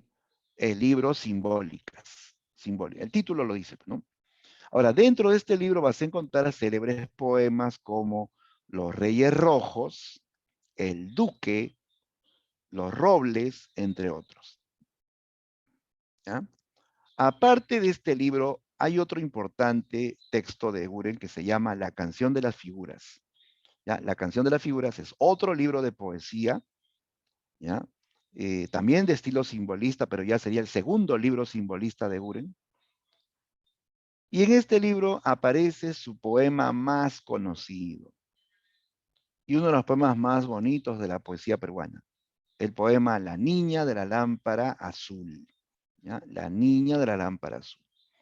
Ya, a ver, vamos a revisar, chicos, la poesía de Eguren para comprobar las características que hemos mencionado. Lenguaje sugerente, musicalidad, cromatismo, fantasía, mundo infantil, todo eso se verifica en su poesía. A ver, veamos aquí, para ir cerrando, algunos poemas de José María Eguren. Ya, ahí tenemos el poema Los Reyes Rojos. Los Reyes Rojos. Está dentro del libro Simbólicas, ¿no? A ver, leamos el poema. Desde la aurora combaten los Reyes Rojos, con lanza de oro. Por verde bosque y en los purpurinos cerros vibra su ceño. Falcones reyes batallan en lejanías, de oro azulinas. Por la luz cadmio, airadas se ven pequeñas sus formas negras. Viene la noche, y firmes combaten foscos los Reyes Rojos. ¿De qué habla este poema? Primero nota el cromatismo, Dice reyes rojos, lanza de oro, verde bosque, purpurinos cerros, oro azulino, ¿no? Luz cadmio, ¿no? Formas negras. ¿Te das cuenta que hay presencia de colores? A eso se llama cromatismo. Y los colores también tienen un valor simbólico, claro. Por ejemplo, rojo es pasión, ¿no? Pasión, intensidad, ¿sí o no? A ver, vamos a interpretar el poema. Nota cómo comienza, desde la aurora. La aurora, chicos, es el amanecer, ¿ya? Es el amanecer. Dice, desde el amanecer combaten los reyes rojos, ¿no? Con lanza de oro, ¿no? Aquí nota cómo inventa personajes, reyes rojos con lanza de oro, ¿no? ¿No? ¿Te imaginas eso? Reyes rojos con lanza de oro. Así reyes con su traje rojo, ¿no? Con lanza de oro, ¿no? O sea, algo impactante, ¿no? Algo, o sea, habla de combatientes, pero que están pues así vestidos de una manera y armados de una manera que nos indica pues una fuerte intensidad, ¿no? Una fuerte intensidad. Imagínate que tú vas a la guerra con uniforme rojo, con lanza de oro, no lanza de bronce, lanza de hierro, no, lanza de oro, ¿no? Te sientes entusiasmado para combatir, ¿sí, no? Con ganas para luchar, ¿sí, no? Ya, pero esto de la aurora es algo simbólico también. Aurora es amanecer. ¿Qué puede simbolizar la aurora, chicos? ¿Mm? ¿Qué puede simbolizar la aurora?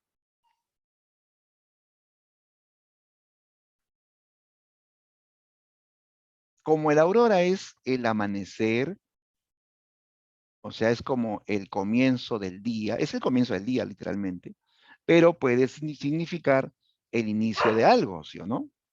La aurora puede ser interpretada como el inicio de algo, de la vida, de una lucha, el inicio de algo, ¿sí? Una aurora equivale a un inicio, ¿correcto? Luego dice, por verde bosque y en los purpurinos cerros vibra su ceño. Ah, ahora nos hablan de un verde bosque, una naturaleza, donde se visualiza nítidamente el color verde, donde se visualiza el color púrpura de los cerros, o sea, cerros así medio rojizos, ¿no? pero ya se ve con nitidez, o sea, ya no es el amanecer, ya es el día, con toda su claridad, donde se pueden ver todos los colores, ¿no? Luego dice, falcones reyes batallan en lejanías de oro azulinas. Falcones es una palabra arcaica que equivale a decir halcones, solamente que antes decían falcón, y ahora decimos halcón, ¿no? Falcones reyes batallan en lejanías. O sea, esos reyes que comenzaron a combatir al amanecer y luego combaten en el bosque, combaten en los cerros, ahora combaten en la lejanía, en la lejanía. Dice, por la luz cadmio, airadas se ven pequeñas sus formas negras. La luz cadmio, o sea, la luz comienza ya como que a oscurecer, a apagarse, o sea, da a entender que comienza a atardecer y aún así se ven sus formas negras, airadas, combatiendo. O sea, atardece y los Reyes Rojos siguen combatiendo. A lo lejos se ve que sigue combatiendo, ¿no? Dice finalmente, viene la noche y firmes combaten foscos los Reyes Rojos. Viene la noche, ¿eh? O sea, ya termina el día y los Reyes siguen combatiendo. ¿Se han dado cuenta que aquí transcurre el tiempo? Amanece, atardece, oscurece, anochece. Ha transcurrido el día. Y durante todo ese tiempo, ¿qué sucede? Los Reyes Rojos combaten. Los Reyes Rojos no dejan de combatir, siempre están combatiendo durante todo el tiempo. Entonces, aquí hay un mensaje, chicos. En este poema, Eguren resume la idea de que la vida es una lucha permanente. La vida es una lucha constante. Y es cierto, nosotros estamos luchando siempre, ¿no? Luchamos al nacer, luchamos durante la vida por muchas razones, ¿no? Y luchamos también contra la muerte, ¿sí? La vida es una lucha permanente. Es más, así la persona muera, la lucha puede continuar, ¿sí o no? Claro, la lucha continúa, es una famosa frase, ¿no? ¿No? Entonces, aquí se habla de la lucha como esencia de la vida, de la existencia humana, ¿ya? Pero él lo dice de manera poética, de manera simbólica, con esta escena de los Reyes Rojos que luchan todo el tiempo, ¿ya? Aquí tenemos otro poema emblemático de Guren, el poema El Duque, que también está dentro del libro Simbólicas, ¿ya? Este es un poema que se caracteriza por su fantasía. No hay un mundo diminuto, un mundo de fantasía, ¿no? Tiene musicalidad y tiene también un mensaje oculto, ¿no? A ver, leamos el poema. El Duque. Hoy se casa el Duque Nuez, viene el chantre, viene el juez, y con pendones escarlata, florida cabalgata, a la 1, a las 2, a las 10, que se casa el Duque Primor con la hija del clavo de olor. Ahí están con pieles de bisonte los caballos del lobo del monte, y con ceño triunfante, Galo Cetrino, Rodolfo montante. Y en la capilla está la bella, mas no ha venido el duque tras ella.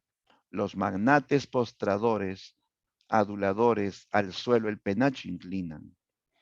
Los corvados, los bisiestos, dan sus gestos, sus gestos, sus gestos. Y la turba melenuda, estornuda, estornuda, estornuda. Y a los pórticos y a los espacios, mira la novia con ardor. Son sus ojos dos topacios de brillor. Y hacen fieros ademanes, nobles rojos como alacranes. Concentrando sus resuellos, grita el más hercúleo de ellos. ¿Quién al gran duque entretiene? Ya el gran cortejo se irrita, pero el duque no viene. Se lo ha comido Paquita. ¿Cómo? ¿Es una broma? ¿Se lo ha comido Paquita? Lo que pasa, jóvenes, es que el duque de este poema no es una persona. El duque no es una galleta de nuez. Sí, una galleta, así como la galleta de Shrek, ¿no? Que se va a casar con la hija del clavo de olor. O sea, el poeta se imagina una boda ficticia, una boda diminuta, entre el duque nuez, que es una galleta, y la hija del clavo de olor, ¿no? Que le imaginamos pues una princesita de olor fragante, ¿no? ¿No? Se casa el duque nuez. Vienen las autoridades, viene el chantre, viene el juez, vienen los invitados. Dice, ahí están con pieles de bisonte, los caballos del lobo del monte, y con ceño triunfante, galos de trino Adolfo montante. Nota que suena bien. Esto es musicalidad, chicos. Los sonidos son agradables, hay ritmo, hay acentos bien distribuidos. Eso es musicalidad. ¿Ya? Estos son los invitados aristocráticos, todos con pieles de bisonte, en caballos elegantes, todos aristócratas, todos magnates, ¿no? Y en la capilla está la bella, la novia, esperando al duque nuez, pero el duque no ha venido tras ella. Todos están esperando la llegada del duque. Todos están impacientes. La novia mira con sus ojitos brillosos, con, con nerviosismo, con angustia, espera al novio que no llega, ¿no? Los invitados incluso murmuran, cuchichean, hasta se enojan, ¿no? Uno de ellos, el más hercúleo, reclama, ¿no? Grita, ¿quién al gran duque entretiene? ¿Por qué el duque no viene? ¿No? El duque no viene porque se lo ha comido Paquita.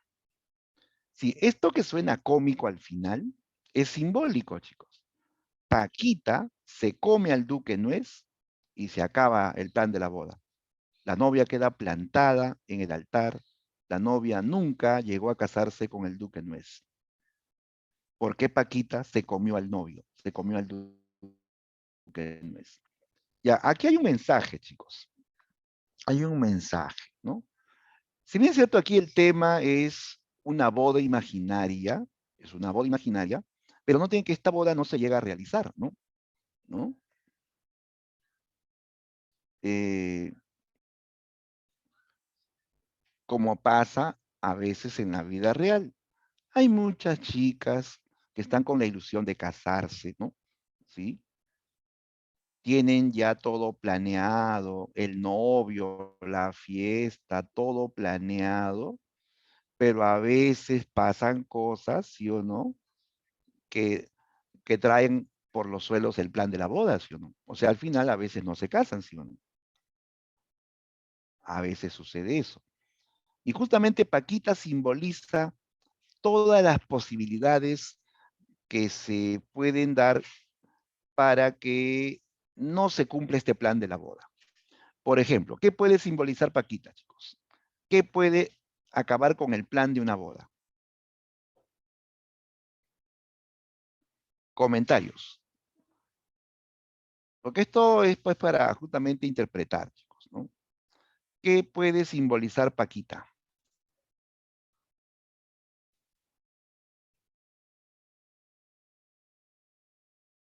Teniendo en cuenta que Paquita, pues en esta historia, en este poema, ¿no? Acaba con el plan de la boda, ¿sí o no? ¿Qué puede simbolizar Paquita?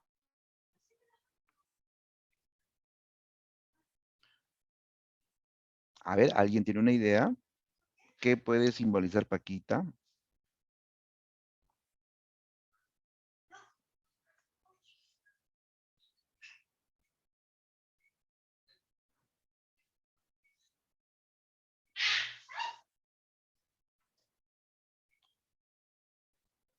Nadie me dice nada. Están chicos volando. ¿Qué pasó? Ya, mira, hay que pensar nada más un poco, mira. ¿Qué puede interrumpir un plan de boda? Puede ser que el novio se muera, como Paquita que se come al novio, ¿no? Se lo come, fue como que lo está matando, ¿sí o no? Puede ser, se muere él o se muere ella. ¿Qué más? Puede ser que haya una infidelidad. Claro, viene otra mujer y atrasa a la novia, ¿sí o no? ¿Sí o no? O viene otro hombre y atrasa al novio, ¿sí o no? Puede ser, ¿sí o no? Pueden pasar muchas cosas que hagan que se interrumpa este plan de la boda, ¿cierto? Entonces, Paquita representa juntamente a todos esos obstáculos que van a truncar un plan de boda, ¿no? Un plan de boda, ¿ya?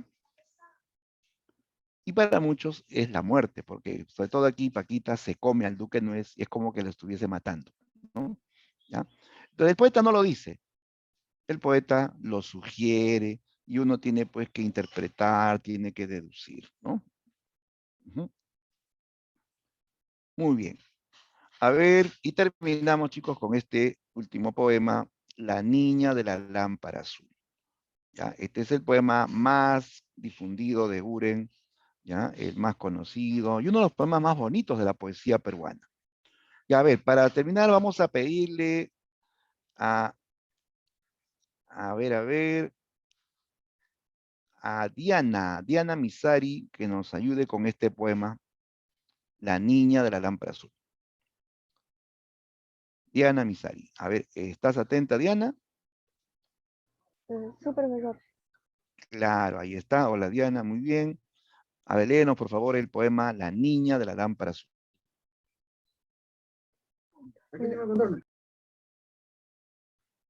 La niña de la lámpara azul. En el pasadizo nebuloso, cual mágico sueño de Estambul, su perfil presenta destelloso la niña de la lámpara azul. Ágil y risueña se insinúa, y su llama seductora brilla. Tiembla en su cabello la garúa de la playa de la maravilla. Con voz infantil y melodiosa, con fresco aroma de abedul, habla de una vida milagrosa la niña de la lámpara azul. Con cálidos ojos de dulzura y besos de amor matutino, me ofrece la bella criatura un mágico y celeste camino, de encantación en un derroche y en deleda vaporoso tul, y me guía a través de la noche la niña de la lámpara azul.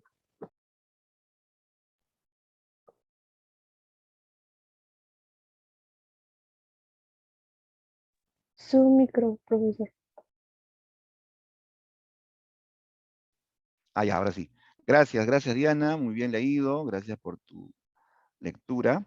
Eh, hemos escuchado el poema La niña de la lámpara azul, ¿no? Un poema también simbolista que, ¿no? Al oírlo, pues se nota que suena muy bien, es un poema muy melodioso, es un poema también que nos lleva a un mundo así de ensueño, donde hay un personaje misterioso, la niña de la lámpara azul, ¿no? Que es un personaje creado por el autor y que, según la crítica, según la mayoría de críticos de su obra, representa a una suerte de musa imaginaria. Esta niña de la lámpara azul es una musa que aparece en la imaginación del autor, que lo seduce, que, que tiene voz melodiosa, que le habla de una vida milagrosa, o sea, un mundo maravilloso, ¿no? Que incluso lo guía a través de la noche, o sea, que lo inspira en todo momento, ¿no? Entonces, alude a una musa imaginaria. Algunos también pueden pensar que es la luna, o que son las estrellas, o que es una mujer fantasma, pero la mayoría, repito, de críticos literarios de su poesía concuerdan que la niña lámpara azul es una suerte de musa imaginaria, ¿no? Que guía al poeta, ¿no? A escribir sobre estos mundos de fantasía, de ensueño, de gran imaginación, ¿no? El poeta nunca lo dice, el poeta solo lo sugiere, lo insinúa, para que el lector lo descubra. En eso consiste la poesía simbolista, el arte de sugerir para que el lector lo descubra, ¿no? Muy bien, entonces ya hemos visto en este periodo a dos figuras, Valdelomar, que dirigió al Grupo Colónida, y Eguren, que representó al simbolismo. Bien, vamos ahora, chicos, a enfrentarnos a la práctica, ¿ya? A ver, todos, busquemos nuestro material, la dirigida 29.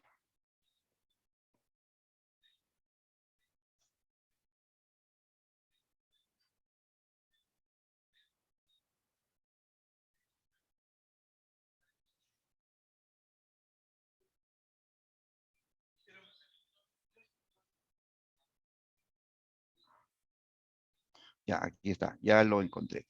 Dirigida 29, el tema del posmodernismo. Ya, listo, listo. Vamos a participar, chicos, con las claves. Vamos a darle solución a las preguntas. Bien, comenzamos. ¿Ah? Primera pregunta, dice, en relación al posmodernismo peruano, marque la alternativa que contiene los enunciados correctos. Ah, ya, chicos, se ve, ¿no? Se ve en mi pantalla la práctica. A ver, confírmame para avanzar. ¿Se ve, se ve? Sí, sí, sí. Ah, ya, listo. Avanzamos entonces. Ya dice, señale los enunciados correctos. Fue un periodo de transición hacia el vanguardismo. El posmodernismo fue una etapa de transición orientado hacia el vanguardismo, claro, es cierto, está bien. Va del modernismo hacia el vanguardismo, correcto. 2. José María Eguren fue un escritor de este periodo. Claro, Eguren es parte del posmodernismo en la vertiente simbolista, ¿no? Ya, entonces la 1 está bien, la 2 está bien, la 3. Se propuso una reivindicación del estilo modernista. El posmodernismo defiende al modernismo o trata de superarlo. La idea es superarlo, ¿no? La idea es ya ir cambiando ese estilo modernista demasiado elitista, ¿no? Esto es falso. No lo defiende, más bien lo supera, ¿no? Lo va desplazando, ¿no? 4. Cartas a un ángel de Salaberry pertenece a este periodo. Falso. Pues Salaberry es un romántico, ¿no? Cartas a un ángel es un libro de la etapa romántica. Ya, entonces, solamente 1 y 2. 1 y 2, ahí está la clave, ¿no? La B.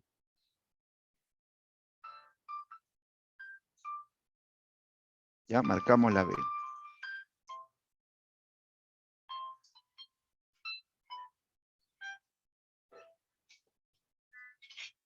¿Ya? Pregunta 2. Mi infancia que fue dulce, serena, triste y sola, se deslizó en la paz de una aldea lejana. Ya, ese es el poema Tristitia, pues, ¿no? Ya lo reconociste, ¿no? Dice, ¿qué característica típica del movimiento colónida se puede apreciar en los versos citados de Abraham Valdelomar? Ya bueno, si completas el texto, habla de una infancia en una aldea lejana, ¿no? Entre el manso rumor con que muere una ola y el tañer doloroso de una vieja campana. A ver, ¿qué característica del movimiento colónida se aprecia en este poema? A ver, leamos las opciones. Demuestra la notoria influencia del postmodernismo rubendariano. Rubendariano, no, pero rubendariano es modernista, ¿no? Emplea el verso libre. Verso libre es cuando los versos tienen diferente medida. Y aquí todos son versos homogéneos, con una rima perfecta incluso, ¿no? Pone en relieve la vida provinciana mediante un lenguaje sencillo. Sí, evoca una aldea marina, ¿no? El lenguaje es entendible. Este lenguaje se entiende, no es complicado. Y tiene que ver con Colónidas. Los Colónidas son poetas que rescatan la vida provinciana y usan un lenguaje más sencillo que el modernista, ¿no? ¿De acuerdo? Está bien, ¿ah? Esa es la respuesta. C de cerebro. Un momento, solamente es la C.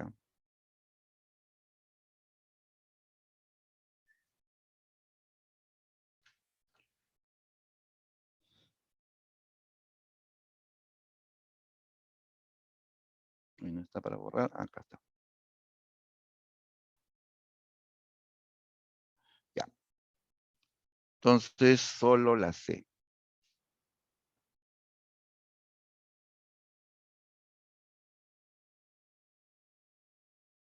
Ya, pregunta 3. Pregunta 3. Lee el siguiente fragmento de El hermano ausente en la cena de Pascua de Abraham Valdelomar y complete el enunciado. La narrativa y la lírica de Valdelomar muestran con notorio, esta es una característica común en sus obras más destacadas. Ya, este es el poema El hermano ausente en la cena de Pascua. Dice, hay un sitio vacío en la mesa hacia el cual mi madre tiende a veces su mirada de miel y se musita el nombre del ausente, pero él hoy no vendrá a sentarse en la mesa pascual. La misma criada pone sin dejarse sentir la suculenta vianda y el plácido manjar, pero hoy no hay alegría ni el afán de reír. Dice, en este poema muestran con notorio, ya, se dan cuenta que igual que en Tristitia habla de su infancia, su padre y su madre, aquí habla de su hermano que ya no está, que ha fallecido, pues, ¿no? Siempre hay una silla vacía en la mesa, dice, ¿no? Por eso que todos están tristes, a pesar que es un día de Pascua, no hay ganas de reír, dice, ¿no? O sea, siempre la idea de la escena familiar, ¿no? Típico de Valdelomar es evocar escenas familiares en ambientes provincianos, ¿no? ¿No? Con esa nota nostálgica de recordar el pasado, la infancia, ¿no? ¿Ya? Entonces, si vemos las opciones, la que completa bien es la opción A, ¿ya? Los poemas y los cuentos de Valdemar muestran escenas familiares, con un tono nostálgico, ¿no? Listo, vamos a la 4, pregunta 4. Marque la alternativa que complete el siguiente enunciado. José Carlos Mariátegui considera que la obra poética de Eguren. A ver, ¿qué dijo Mariátegui sobre Eguren? Veamos, ¿es poesía para ser declamada? No, Mariátegui dice, Eguren no busca el gran auditorio. Eguren no escribe para públicos numerosos, escribe para espíritus elevados, ¿no? ¿Refleja todo el modernismo europeo? No, Eguren no es modernista, es simbolista, ¿no? ¿Busca la atención de las multitudes? ¿Pertenece al periodo cosmopolita? Según Mariátegui, Eguren representa al periodo cosmopolita de la literatura peruana. ¿Por qué? Porque él capta un estilo europeo y escribe en forma universal también, ¿no? La respuesta es la D, ¿ya? Clave D. Pregunta 5. Seleccione la opción que completa correctamente el siguiente enunciado. El movimiento colónida fue un grupo de escritores modernistas y posmodernistas que surgen con la publicación de revistas como sus integrantes se interesaron en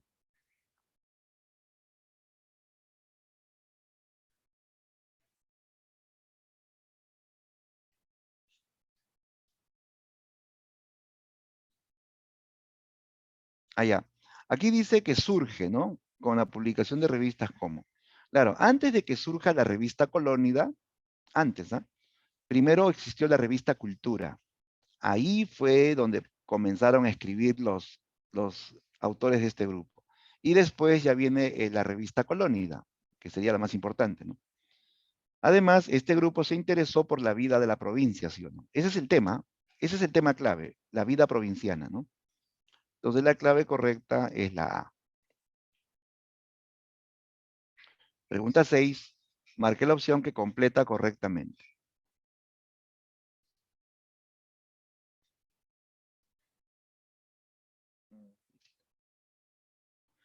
Si bien el escritor iqueño destacó y en la poesía, también escribió notables como, por ejemplo, ¿en qué destacó más Valdelomar? Él básicamente hizo cuentos y poesía. Eso fue su fuerte, cuento y poesía. Pero él en realidad escribió de todo. Hizo novelas, hizo ensayos, ¿no? A ver, si completamos aquí, dice, destacó de lo que me dan acá, destaca en cuento, ¿ya? Él hace cuentos, él es el mejor cuentista de esa época. Aparte hizo poesía, también hizo ensayos como La psicología del gallinazo, ¿ya? Entonces la clave ahí era la D de dedo. 6 dedo. Vamos a la 7.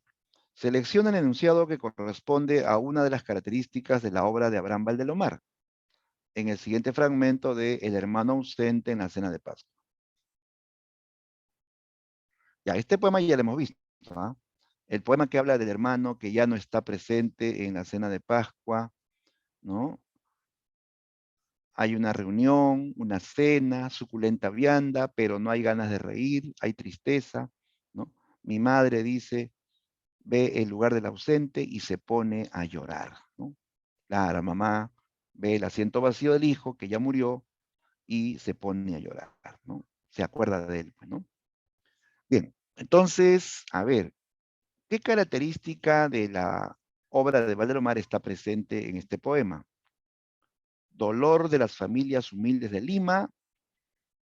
Primero que Valdemar, su familia no es de Lima, ¿no? Descartado. Exotismo. Exotismo es cultura lejana, cultura muy lejana, ¿no? Aquí habla de lo propio, la tierra propia, ¿no? Refleja algarabía de las fiestas patrias. Algarabía es alegría, ¿no? Acá hay tristeza. Refiere el recuerdo e intimidad de la vida familiar. Claro, es clásico. Valdemar siempre nos habla de su familia. Yo diría, en Valdemar siempre hay que pensar, cada vez que te pregunten él, pensar en la familia, en el mar y la infancia. Siempre habla de eso. La familia, el mar, los años de la infancia, ¿no? Listo. Clave D de dedo. Ya, hacemos una más, ¿ya? Y ahí cerramos. A partir de la siguiente cita del cuento El Caballero Carmelo de Abraham Valdelomar, complete el enunciado, marcando la clave correcta. Una vez frente al enemigo, el Carmelo empezó a picotear, agitó las alas y cantó estentóreamente. El otro, que en verdad no parecía un gallo fino, de distinguida sangre y alcurnia, hacía cosas tan petulantes cuan humanas. Miraba con desprecio a nuestro gallo y se paseaba como dueño de la cancha. El narrador describe al Carmelo y al ajiseco como dos. Mira, dice que el ajiseco tenía, dice así, una pose petulante, como un ser humano, porque miraba con desprecio a nuestro gallo, ¿no? ¿No? O sea, como que lo está humanizando el gallo, ¿no? Lo presenta como si fuese una persona petulante, arrogante, y el Carmelo como un tipo así sencillo, que lo mira con respeto a su rival, ¿no? Entonces, hace aquí una especie de humanización de los gallos, o sea, le da características humanas a los gallos, ¿sí? La respuesta está acá. Gallos con rasgos y características humanas. ¿Listo? Bien, chicos, vamos a quedar aquí porque ya estamos en la hora. Quedamos aquí, ¿ya? Ya habilitamos la domiciliaria para la tarde a las 3. Listo, listo. Entonces,